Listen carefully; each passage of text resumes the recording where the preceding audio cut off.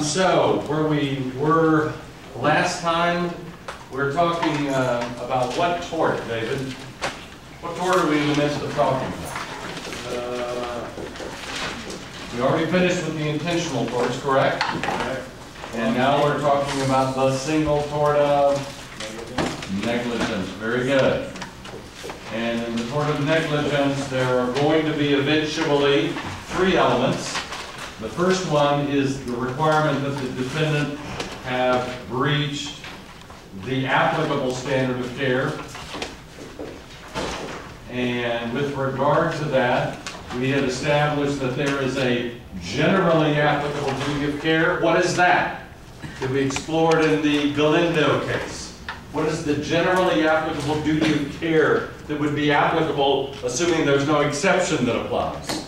What a reasonably responsible person. Exactly. What a reasonably prudent person would do under the same or similar circumstances. That is our default. But we have moved beyond that and talked about certain occasions when the law imposed perhaps a higher, maybe a lower, but in any event, just a different standard of care. And we had worked our way through three of them, and we're kind of in the midst of the fourth one. Number one is where the defendant is a child. Number two is where the defendant is a professional. Number three involved the Cuevas case and a discussion of the concept of negligence per se. Any question about negligence per se or the other two? Yes? Yeah, can you just elaborate on negligence per se? I can. All right, by way of review, negligence is tantamount to a legal shortcut, whereby a plaintiff in the lawsuit doesn't or isn't required to prove specifically that the defendant failed to exercise the care of a reasonably prudent person, but where the plaintiff is arguing that the defendant is negligent per se by virtue of the defendant having violated a statute. The argument goes where the legislature passes a statute, at some level it determines what a reasonably prudent person would or would not do. For example, the speed limit law. Now, for this doctrine to be applicable, there are two compulsory conditions that must first be established. If you don't have both conditions, you cannot rely upon this doctrine. Number one was that the plaintiff had to be within the class of persons sought to be protected by the statute. That was of pivotal importance in the Cuevas case. They said that the drunk person herself was not an intended beneficiary of the protections in the statute.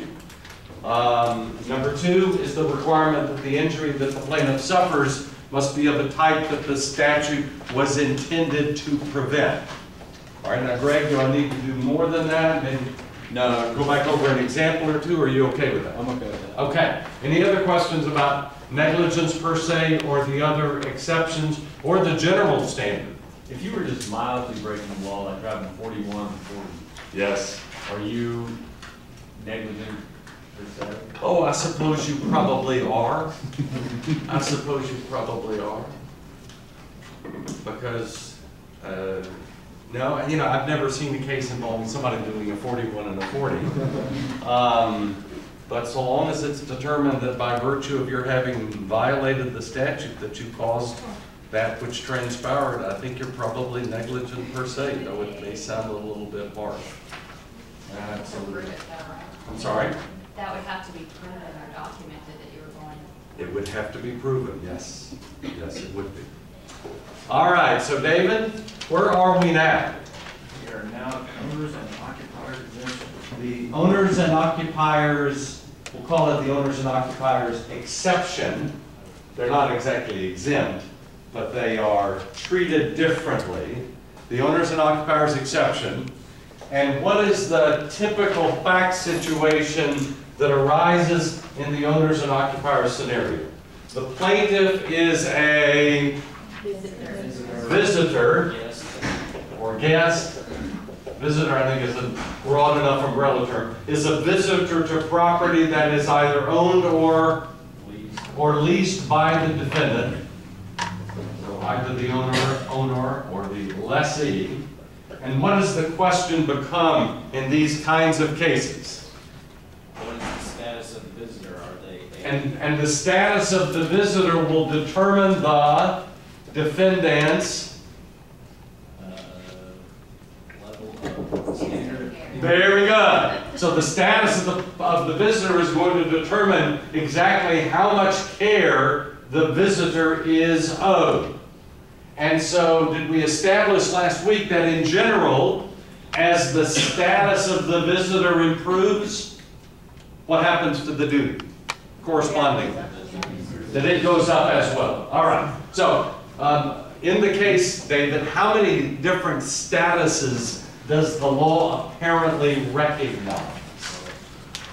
There is a trespasser, which is the lowest. Okay. All right. Let's talk about trespassers first.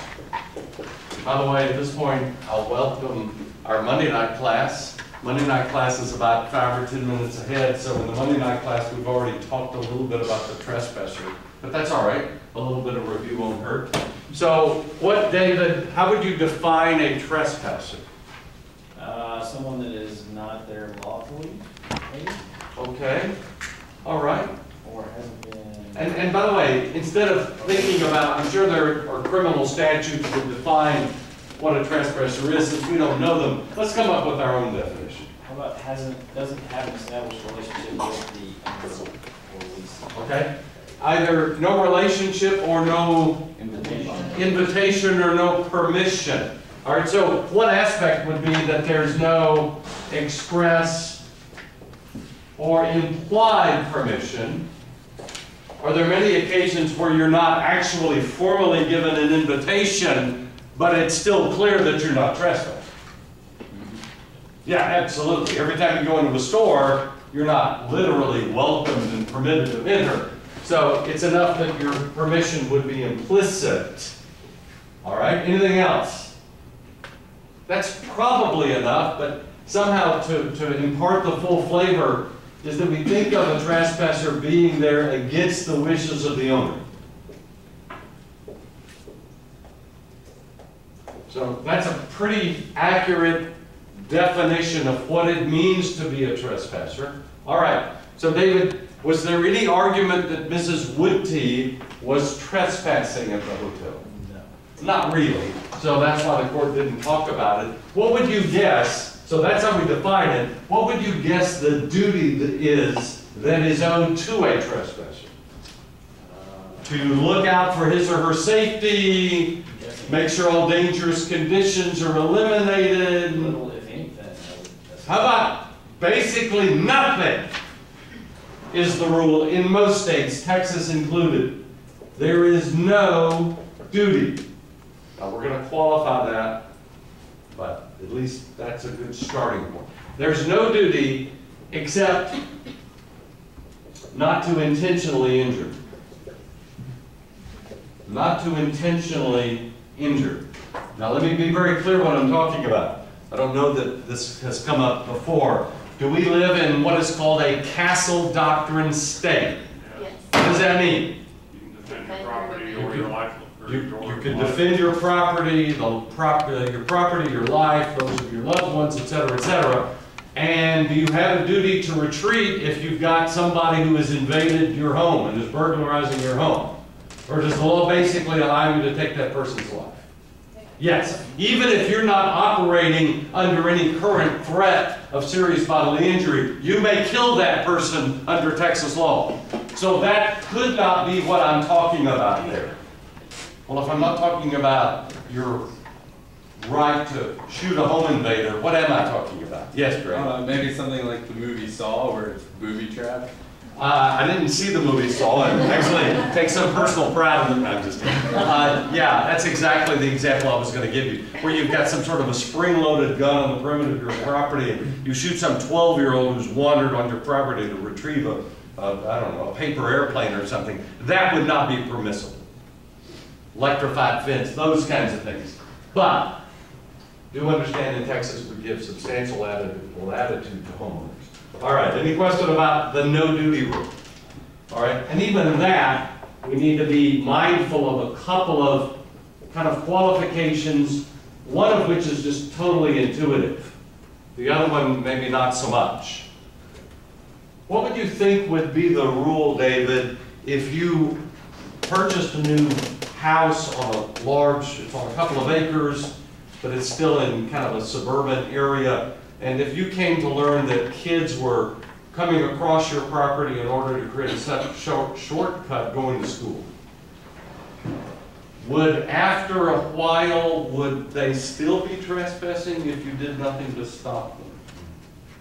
But I say no, because you acknowledge that they do. That's right. So where you have someone that is called a known trespasser, you don't really make a serious effort to stop them, you know that they're using the property, would it make sense to even continue to call them trespassers? No. So we're going to throw those individuals up into the next category, which David will soon tell us is the category of a licensee.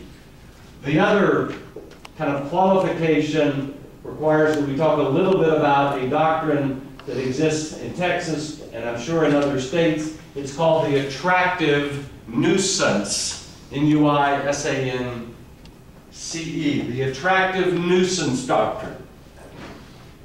Do you or anyone in your family have in your backyard something that would be an attraction to children of tender years? Kiddie pool. Kiddie pool, big pool, trampoline, jungle gym. You can just imagine the likely candidates. So where am I going with this? Maybe someone in the room actually knows this. You've got a trampoline in your backyard, and 6 of the springs, the ones basically in the upper left quadrant of the trampoline, have ripped from their places. And so now somebody is going to bounce down to the ground, and a neighbor from next door gets under your property and gets injured. What would you guess your risk is? That you would have some liability? Oh, sure. Yeah, all right. Well, under what theory? Because assuming that they're not there with your permission, then they are trespassing. So what inventive argument would a good lawyer come up with? If we're talking about an 8-year-old. Well, yeah, there, you could have closed it down, you could have turned it upside. It was there. Attracted to It was an attraction. And how able are most 8-year-olds to resist that kind of temptation? Not very. And so what we say is, we engage in the sort of legal fiction, we say that the kid is actually not trespassing.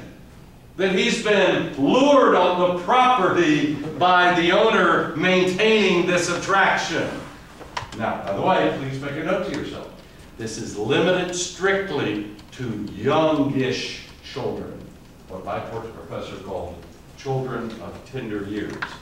Children at an age where they cannot be expected to resist the temptation. It wouldn't be applicable, for example, to a 15-year-old.